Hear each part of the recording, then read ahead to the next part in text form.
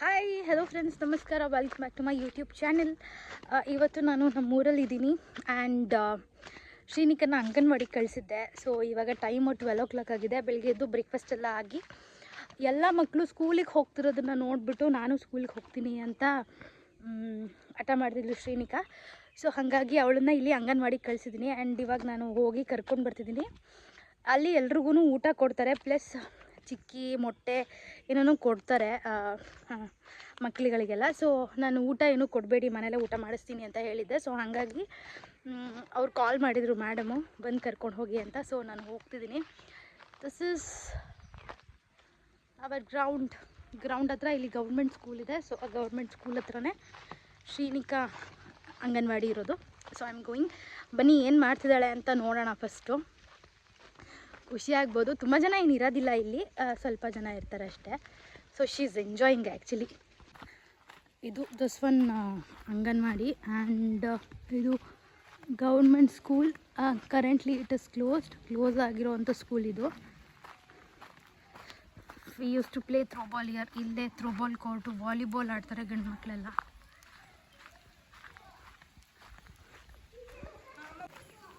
ಇದೇನು ಇಲ್ಲಿ ಇಷ್ಟೊಂದು ನೀರಾಗ್ಬಿಟ್ಟಿದೆ? ಹೌದಾ ಶ್ರೀನಿಕಾ, ಹಾಯ್. ಬರ್ತೀಯಾ ಮನೆಗೆ? ಇವರೆಲ್ಲ ಸಂಜೆ ತನಕ ಇಲ್ಲೇ ಇರ್ತಾರ ಮಕ್ಕಳು?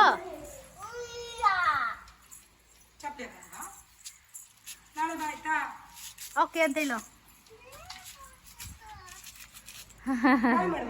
ಗುಡಿಯ ಸೇ ಬಾಯ್. ನಿಂಗೆ ಯಾರಾದ್ರೂ friends ಆದ್ರಾ?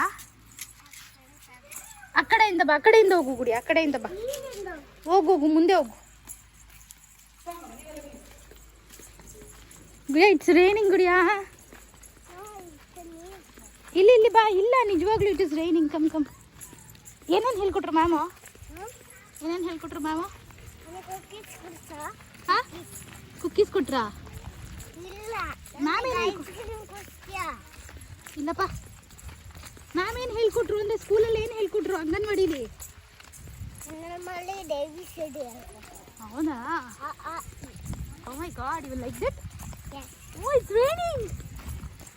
O my god, you like it? Wow. ಬೇಗ ಬಾ ಕುಡಿ, ಬೇಗ ಹೋಗ್ಬಿಡೋಣ ಮನೆಗೆ, ಮಳೆ ಬರ್ತಾ ಇದೆ. ಓಡು ಮುಂದೆ ಓಡು.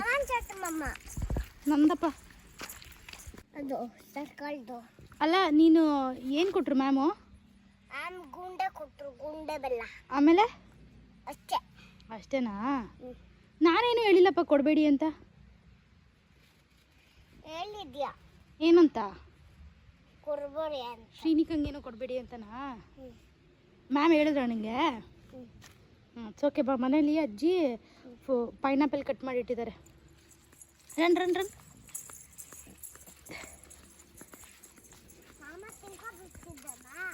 ಮಾಮ ತಿಂದಿದ್ದಾನೆ ಸ್ವಲ್ಪ, ನಿನ್ಗೊಂದು ಸ್ವಲ್ಪ ಇಟ್ಟಿದ್ದಾನೆ.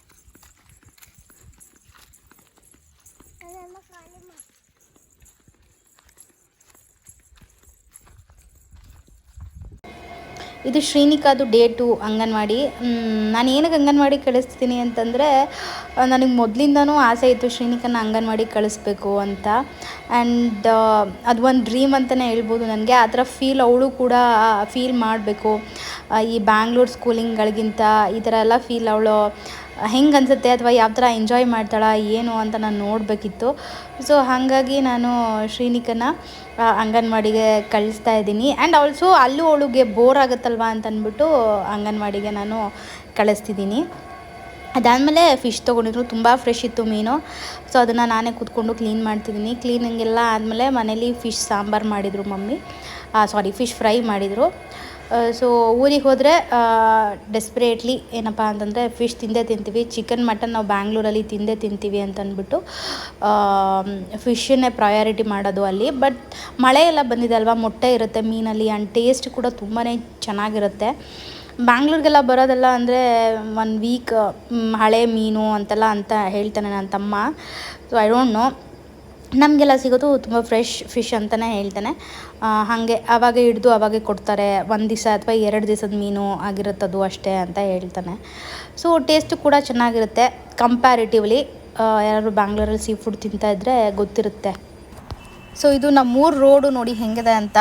ಒಂದು ಸತಿ ನಾನು ಇಂಜಿನಿಯರಿಂಗ್ ಫೈನಲ್ ಇಯರ್ ಇರ್ತಾ ನನ್ನ ಫ್ರೆಂಡ್ಸ್ ಎಲ್ಲ ನನಗೆ ಸರ್ಪ್ರೈಸ್ ಕೊಡಬೇಕು ಅಂತ ಅಂದ್ಬಿಟ್ಟು ಬ್ಯಾಂಗ್ಳೂರಿಂದ ನನ್ನ ಫ್ರೆಂಡ್ಸ್ ಗ್ಯಾಂಗ್ ಎಲ್ಲ ನಮ್ಮೂರಿಗೆ ಬಂದಿತ್ತು ನನ್ನ ಬರ್ಡೇ ಸರ್ಪ್ರೈಸ್ ಕೊಡೋಕ್ಕೆ. ಬಿಕಾಸ್ ಆವಾಗ ಇಂಜಿನಿಯರಿಂಗ್ ಡೇಸಲ್ಲೇ ನನ್ನ ಬರ್ಡೇ ಟೈಮಲ್ಲಿ ಎಕ್ಸಾಕ್ಟಾಗಿ ಸೆಮ್ ಮುಗಿದು ಹಾಲಿಡೇಸ್ ಇರ್ತಿತ್ತು ನಮಗೆ. ಸೊ ಲಾಸ್ಟ್ ನನ್ನ ಬರ್ಡೇಗೆ ಅಂತ ಅಂದ್ಬಿಟ್ಟು ಬಂದಿದ್ದರು. ಸೊ ಅವರು ನಮ್ಮೂರು ರೋಡ್ ನೋಡಿಬಿಟ್ಟು ಫುಲ್ಲು ಟಯರ್ಡ್ ಆಗಿಬಿಟ್ಟಿದ್ರು. ಆಮೇಲೆ ನಿಮ್ಮೂರು ಯಾವುದೋ ಒಂದು ಹಾವು ಓಡಾಡಿರಬೇಕು, ಅದಕ್ಕೆ ರೋಡ್ ಕ್ರಿಯೇಟ್ ಆಗಿದೆ, ಅಲ್ಲೇ ರೋಡ್ ಮಾಡಿಬಿಟ್ಟಿದ್ದಾರೆ. ಫುಲ್ ಘಾಟ್ ಸೆಕ್ಷನ್ ಜಾಸ್ತಿ ಇದೆ ಗೇರ್ಸೊಪ್ಪ ಮತ್ತು ಜೋಗ್ ಫಾಲ್ಸ್ ರೋಡು. ಸೊ ಅವ್ರು ಯಾವಾಗ್ಲೂ ತುಂಬ ಕಾಮಿಡಿ ಮಾಡ್ತಿದ್ರು, ನಮ್ಮ ಊರು ರೋಡ್ ಆಗಿರ್ಬೋದು, ನಮ್ಮೂರ ಬಗ್ಗೆ ಆಗಿರ್ಬೋದು. ಆ್ಯಂಡ್ ತುಂಬ ಘಾಟ್ ಸೆಕ್ಷನು. ಫಸ್ಟ್ ಟೈಮ್ ಬಂದವರಂತೂ ವಾಮಿಟಿಂಗ್ ಏನಾದ್ರು ಆಗುತ್ತೆ ಅಂತಂದರೆ ತುಂಬ ಕೇರ್ಫುಲ್ಲಾಗಿರಬೇಕು. ಆ ಫೀಲ್ ಇತ್ತು ಅಂದರೆ ಡೆಫಿನೆಟ್ಲಿ ವಾಮಿಟ್ ಆಗೇ ಆಗುತ್ತೆ ನಮ್ಮ ರೋಡಲ್ಲಿ. ಶಿರಾಡಿ ಘಾಟು ತುಂಬ ಶಾರ್ಪ್ ಘಾಟ್ ಇದೆ, ಬಟ್ ಅದಕ್ಕಿಂತ ಇದೊಂದು ಸ್ವಲ್ಪ ಇರಿಟೇಟಿಂಗ್. ಆಲ್ಮೋಸ್ಟ್ 145 ಮಿನಿಟ್ಸ್ ತನಕನೂ ಘಾಟ್ ಸೆಕ್ಷನ್ ಇದೆ.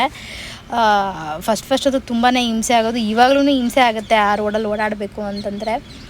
ಅದಾದಮೇಲೆ ನಾನು KSRTC ಬಸ್ಸಲ್ಲಿ ತಾಳಗುಪ್ಪಗೆ ಬಂದೆ. ತಾಳಗುಪ್ಪದಲ್ಲಿ ನನ್ನ ತಮ್ಮಂಗೆ ಫೋನ್ ಮಾಡಿ ಕೇಳಿದೆ, ಯಾವುದಾದ್ರೂ ಚೆನ್ನಾಗಿರೋ ಹೋಟೆಲ್ ಇದೆಯಾ ಅಲ್ಲಿ, ಅಥವಾ ಒಂದು ಸ್ವಲ್ಪ ಹೈಜಿನಿಕ್ ಆಗಿರುವಂಥದ್ದು. ಬಿಕಾಸ್ ತುಂಬ ಸ್ಟ್ರೀಟ್ ಫುಡ್ಗಳಿದ್ದಾವೆ.